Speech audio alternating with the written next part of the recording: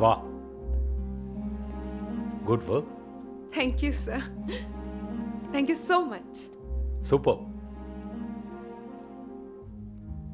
मुझे अंजलि से अकेले में बात करनी है। जी सर। बैठो। Yes sir.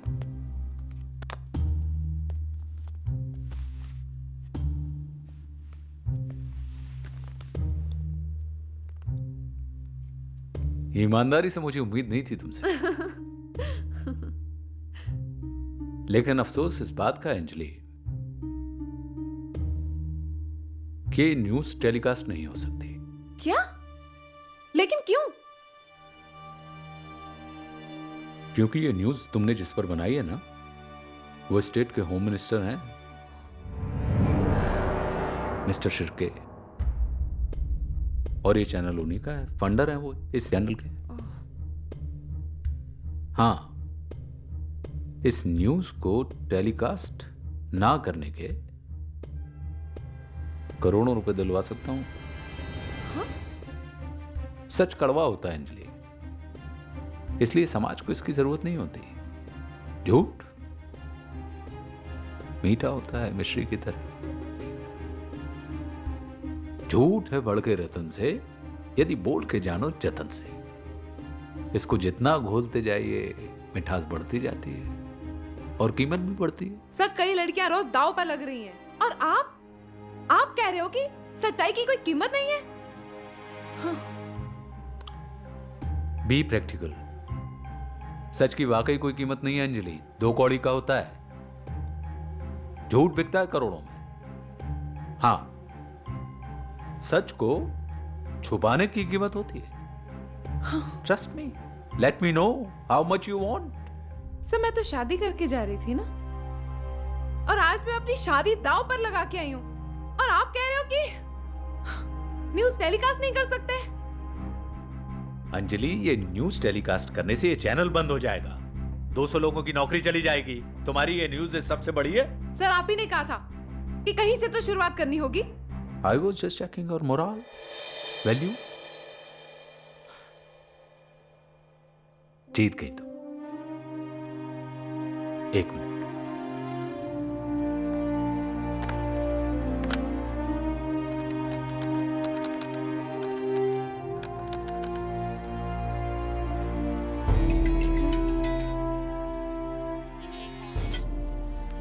हेलो।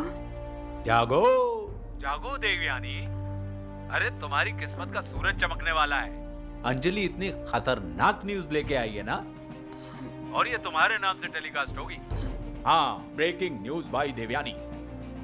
अरे आज उसका ऑफिशियली आखिरी दिन है भाई, इसलिए लो अंजलि से बात करो।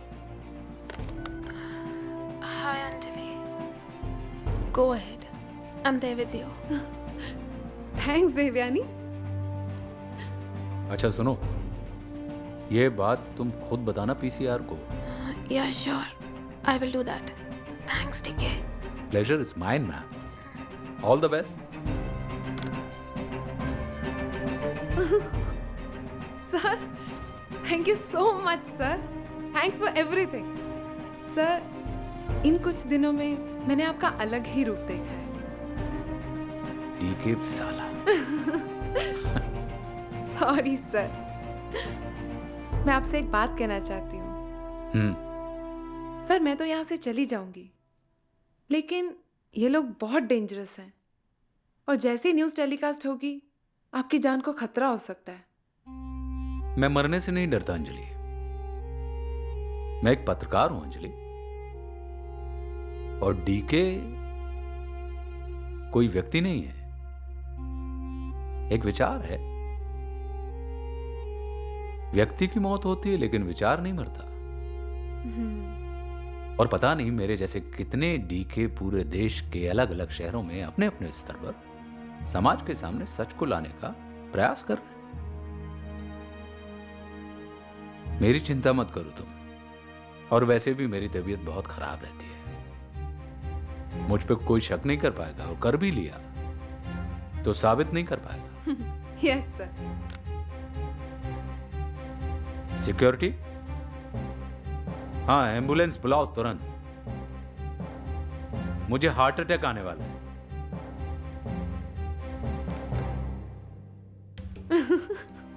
अभी मुझे दिल का दौरा पड़ेगा और मैं अस्पताल के बिस्तर पर शानदार लेटकर इस न्यूज को टेलीकास्ट होते हुए देखूंगा।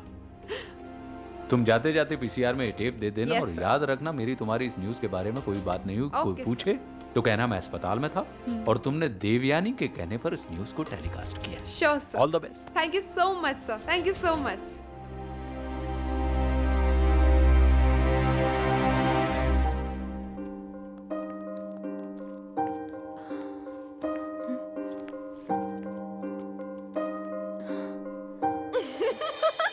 Yes, we did it.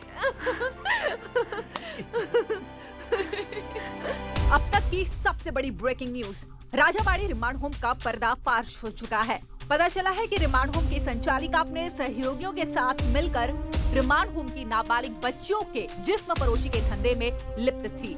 आखिर कैसा ये देश है और कैसा ये समाज जहां हर कोई खामोश है। आइए देखते हैं काले धंधे का काला सच। देखिए किस तरह ये लड़कियां यहाँ से ह्यूमन ट्रैफिकिंग का हिस्सा बन जाती है। इन मासूम साहब ये क्या दिखा रहे हैं टीवी पे? ये चल निकल यहाँ से बाहर। बता दे कि हमारी सरकार क्या दिखा रहा है? इस पूरे कांड में शामिल है। ये साला सब टीके का किया हुआ है। फोन लगा रहा उसको, फोन लगा। हाँ हाँ फोन लगा उसको। हाँ, आप ही लगा तो। डीके को देना फोन। क्या? नहीं नहीं नहीं नहीं नहीं मैं हार्ट अटैक डीके हॉस्पिटल में। अब कमीना साला। हाँ जी सर। अरे साला पैसा मेरा, चैनल मेरा, और डीके के कहने पर तू मेरी मार रहा है। और डीके सब कुछ कर रहा था तो तू क्या सो रहा था क्या? कल से मेरे चैनल पर अपना चेहरा नहीं दिखाना, समझे तुम? You are fired. वो तो बस फायर्ड। ये किसी अच्छी फिल्म की कहानी हो सकती है। उस वक्त मैं एक मंदिर का उद्घाटन कर रहा था और उसके सबूत मेरे पास है जो सही वक्त आने पर मैं पेश करूंगा। एक मिनट, हम अपने साहब के साथ भोलेनाथ बाबा के मतलब शिव जी के मंदिर के उद्घाटन में गए थे। हम ये सोचकर परेशान हैं कि इतनी घिनौनी हरकत कोई कैसे कर सकता है। हाँ जी, लड़कियां गई थी पुलिस की जीप, पर करते क्या हम, उल्टियां और दस्त लग गए थे उनको। पर अब तो सबकी सब अंदर आ गई है ना। अब कनाडा जाके न्यूज़ चैनल तो नहीं जाएगी ना? नहीं गई ना तो मारूंगी। खुश रहे। शिर के एमपी और मीना कुमारी पर इंक्वायरी आ गई है और जांच चल रही है।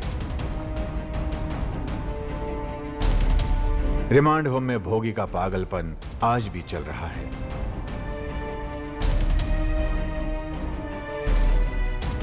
राघव और सरिता आज भी रिमांड होम के लिए काम कर रहे हैं। कुछ ही दिनों में डीके की तबीयत ठीक हो गई। वो आज भी ब्यूरो चीफ हैं और सच को सामने लाने की लगातार कोशिश कर रहा है।